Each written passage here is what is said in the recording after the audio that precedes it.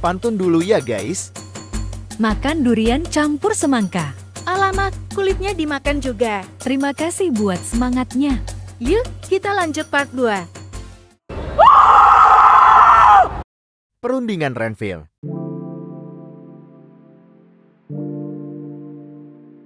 Perundingan Renville adalah perjanjian antara Indonesia dengan Belanda yang dilaksanakan pada tanggal 8 Desember tahun 1947 sampai dengan 17 Januari tahun 1948 di atas geladak kapal perang Amerika Serikat USS Renville yang berlabuh di Jakarta sebagai tempat netral. Pada tanggal 29 Agustus tahun 1947, Belanda memproklamirkan garis Van Moel yang membatasi wilayah Indonesia dan Belanda. Republik Indonesia menjadi tinggal sepertiga Pulau Jawa dan kebanyakan Pulau Sumatera, tetapi tidak mendapat wilayah utama penghasil makanan. Belanda juga memblokade masuknya persenjataan, makanan dan pakaian ke wilayah Indonesia. Adapun yang menjadi delegasi Indonesia di antaranya PM Amir Syarifuddin, Mr. Ali Sastromijoyo, dan Agus Salim. Sedangkan delegasi Belanda dipimpin oleh Raden Abdul Qadir Widiatmojo. Hasil perundingan Renville. Pertama, Belanda hanya mengakui Jawa Tengah, Yogyakarta, dan Sumatera sebagai bagian dari wilayah Republik Indonesia. Kedua, disetujui garis demarkasi yang memisahkan wilayah Indonesia dengan Belanda, atau dikenal dengan garis-garis Van Moel. Dan yang ketiga, TNI harus ditarik mundur dari daerah-daerah kantongnya di wilayah pendudukan di Jawa Barat dan Jawa Timur.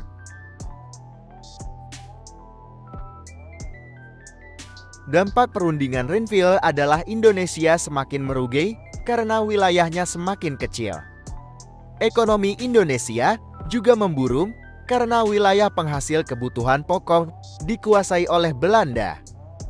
Selain itu, hasil perjanjian Renville memaksa PM Amir Syarifuddin melepas jabatannya dan melakukan perlawanan terhadap pemerintahan RI pada pemberontakan PKI di Madiun tanggal 18 September tahun 1948.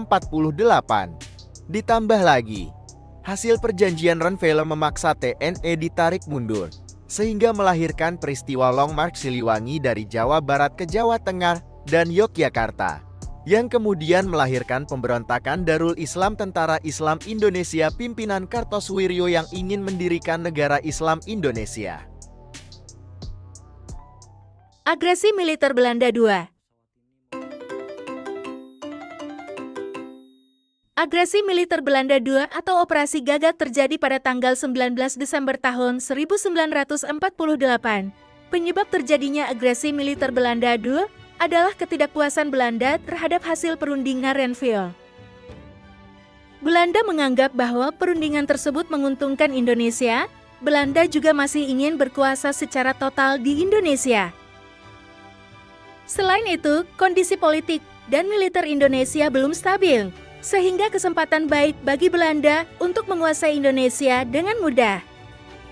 Tujuan agresi militer Belanda kedua adalah melumpuhkan pusat pemerintahan dan menghapus Indonesia dari peta dunia dengan melancarkan serangan terhadap Yogyakarta yang pada saat itu menjadi ibu kota Indonesia, serta menangkap dan mengasingkan Soekarno, Muhammad Hatta, Syahrir, dan yang lainnya.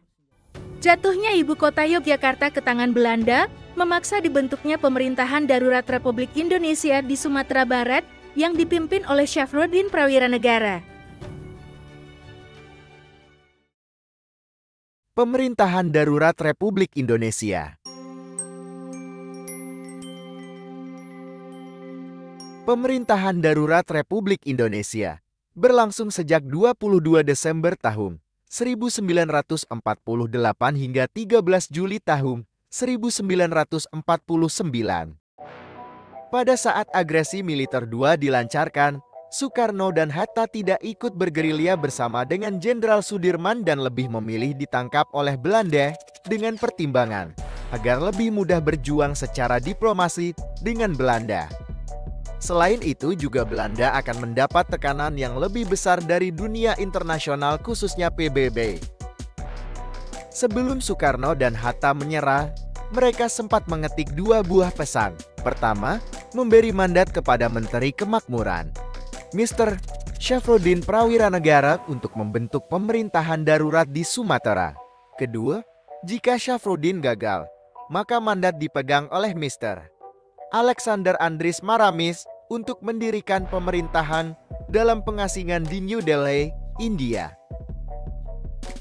United Nations Commission for Indonesia.